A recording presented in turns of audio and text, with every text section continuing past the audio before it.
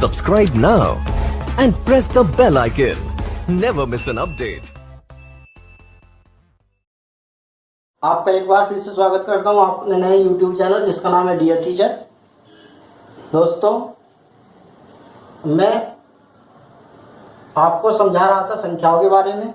संख्याओं का वर्गीकरण हम किस प्रकार से करते हैं, कितने प्रकार का हम संख्याओं का वर्गीकरण होता है, इसमें हम काफ़ी सारी चीज़ें पहले पढ़ चुके हैं, जैसे पूर्णांक या पूर्ण संख्याएं, प्राकृतिक संख्याएं, सम और विषम संख्याएं, परिमेय और अपरिमेय संख्याएं, वास्तविक और अवास्तविक संख्याएं। इसके बाद एक थोड़ा सा हमारा और रह जाता है अभाज्य, जो आप पहले पढ़ चुके हैं, अभाज्य संख्याएं और सह अभाज्य संख्याएं।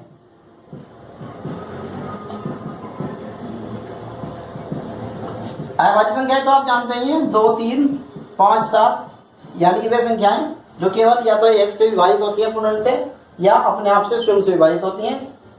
और सहअभाज्य संख्याओं में दो संख्याओं का ग्रुप होता है, दो संख्याओं का समूह होता है, समूह, जैसे 2 और 3,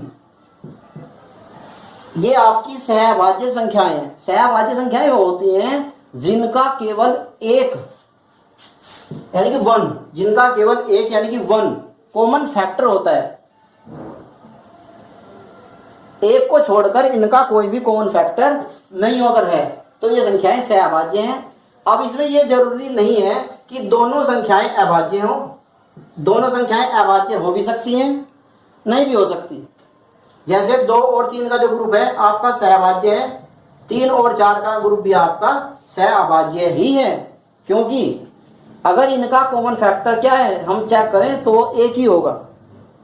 भाई 1 से 4 भी पूरा पूरा भाग हो जाता है और 1 से 3 भी पूरा पूरा भाग हो जाता है, तो इनका कॉमन फैक्टर क्या है, एक ही है। तो ये भी जो है आपकी सहअभाज्य संख्या है।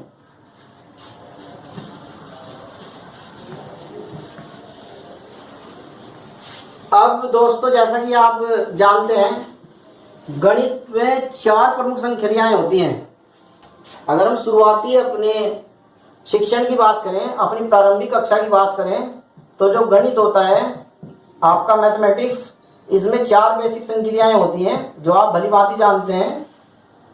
ये हमारी 4 मुख्य आधारभूत संख्याएं होती हैं, आप इनको भली भांति जानते हैं। सबसे पहला हम आता है जोड़, दो संख्याओं को जोड़ना या दो से अधिक संख्याओं को कैसे जोड़ते हैं। इसके बाद घटाना, इसके बाद गुणा और इसके बाद भाग। ये आपकी 4 बेसिक संख्याएं हैं, 4 बेसिक ऑपरेशंस हैं, जोड़, घटा, गुणा और भाग।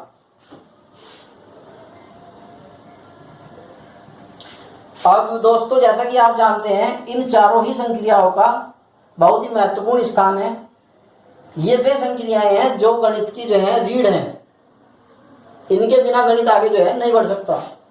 तो आपको मैं यही कहना चाहूंगा कि अगर आपको प्रतियोगिता परीक्षा की तैयारी करनी है, मन से करनी है, और गणित को बहुत ही आसान तरीके से समझना है, गणित में पारंगत होना है, तो इन बेसिक संख्याओं को आपको अपनी उंगलियों पर रटना होगा, उंगलियों पर करना होगा। कहने का मतलब ये है कि आप जो है कॉपी पेन का कम यूज करें, जोड़ने, घटाने, गुणा और भाग में ज्यादा से ज्यादा ये संक्रियाएं अपने जो है दिमाग में, मेंटल में ही कर, अपने जो है ब्रेन में, मस्तिष्क में ही आप इनको जो है कर लें। और ऐसा कब हो पाएगा, ऐसा तब हो पाएगा जब आप बड़ी बड़ी संख्याओं को बार बार लगातार जोड़ने का अभ्यास करेंगे। जैसे 35, 36, 38, 39, अब इनको आप फटाक से जो है जोड़ देते हैं। 5 और 6 11, 8 19 और 9 28 का 8, 2 और 3 5 और 3 8 और 3 11 और 3 14, 148। आपको बहुत ही तेजी से, बहुत ही ज्यादा संख्याओं को जो है बार बार लगातार जोड़ना है। जोड़ने और घटाने में आप एक बात विशेष रूप से ध्यान रखें कि इकाई के अंक के नीचे इकाई का अंक और दहाई के नीचे दहाई का अंक, और अगर आपकी संख्या 3 अंकों में, सैकड़ा में है, तो सैकड़े के नीचे ही सैकड़ा का अंक आना चाहिए। और अगर किसी संख्या में सैकड़ा का अंक नहीं है तो आप वहां पर 0 लगा दें। लेकिन लिखने का तरीका वही, सबसे पहले इकाई के नीचे इकाई का अंक, दहाई के नीचे दहाई का अंक, और सैकड़े के नीचे सैकड़े का अंक, और हजार के नीचे हजार का अंक। यही बात आपको जो है गुणा में भी अप्लाई कर, घटा में भी अप्लाई करनी है। अगर आप दो संख्याओं को घटाना चाहते हैं, जैसे 358 में से आप 126 घटाना चाहते हैं, तो आपको ये जरूर ध्यान रखना है, इकाई का अंक 8, इसके नीचे इकाई का अंक लिखेंगे, दहाई का अंक 5, इसके नीचे दहाई का अंक लिखेंगे, और सैकड़े का अंक 3 है तो इसके नीचे सैकड़े का अंक लिखेंगे। अगर एक संख्या 4 अंकों की है और दूसरी संख्या 3 अंकों की है, तो जो आपका एक अतिरिक्त अंक बचता है वो आपका बाईं तरफ होना चाहिए। समझ रहे हैं ना बात को? बाईं तरफ जो है आपका अतिरिक्त अंक आना चाहिए। दाईं तरफ आपका जो है अंक के नीचे अंक आना चाहिए, और आप हमेशा संख्या को दाईं तरफ से ही लिखना शुरू करेंगे। तब उसके बाद आप घटाएंगे, जैसे 8 से 6 गया 2, 5 से 2 गया 3, 3 से 1 गया 2। अब बात करते हैं गुणा की। जैसे 232 को गुणा करना है 3 से, बहुत आसान, ये तो आप कर देंगे चुटकियों में। लेकिन तरीका क्या है? तरीका वही है कि आप सबसे पहले इकाई के अंक से शुरुआत करते हैं।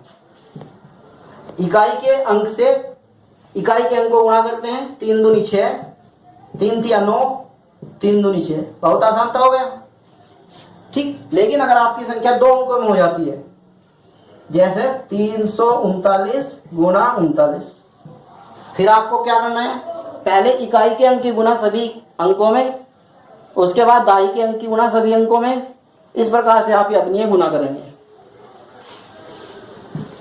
लेकिन दोस्तों मैं आपसे एक बात कहना चाहूंगा कि अगर आपको गुणा में पारंगत होना है तो आपको कम से कम 40 तक पढ़े जो हैं याद करने हैं, बहुत ही अच्छे तरीके से कंठस्थ कर लेने हैं आपको।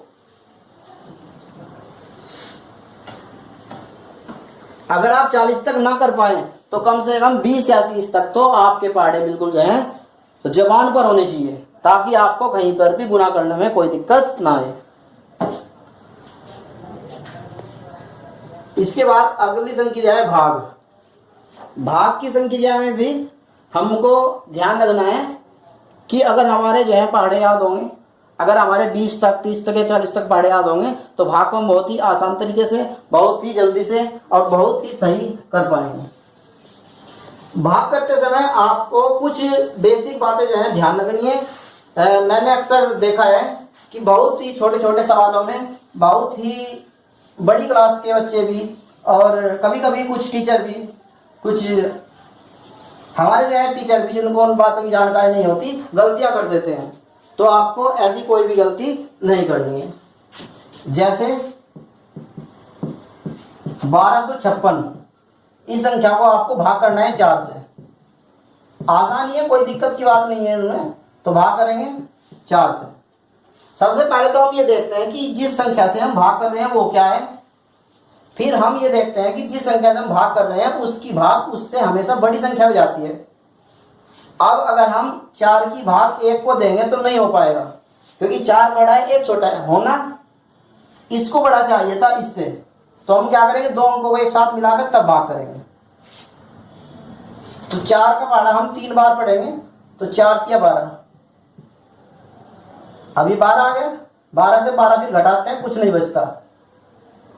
अब हम 5 लिखते हैं यहां से। अब 4 का पहाड़ा 4 से हम भाग करेंगे 5 को, भाग हो जाएगा, क्योंकि 5 बड़ा है 4 छोटा है इस बार। तो 4 का पहाड़ा 5 चला गया एक बार, 4 कम 4 घटा करने के बाद 1 बच गया। अब 1 पर 4 का पहाड़ा नहीं चलेगा, क्यों? क्योंकि आप जानते हैं एक संख्या छोटी हो गई, तो यहां से हम नई संख्या नया अंक लिख लेते हैं 6। कितना हो जाता है आपका 16। 4 से 16 को भाग करेंगे तो 4 का पहाड़ा 4 बार चलेगा, 4 चौक 16। अब आपके पास और नीचे लिखने के लिए कोई अंक नहीं है, आपका यहाँ पर पूरा पूरा भाग हो गया है, तो ये आपका जो है आसानी से भाग हो गया। 1256 को 4 से भाग देने पर आपका आ गया 314। ठीक है दोस्तों। लेकिन दोस्तों ये तो बहुत ही आसान सवाल था, भाग का आपने आसानी से कर दिया, लेकिन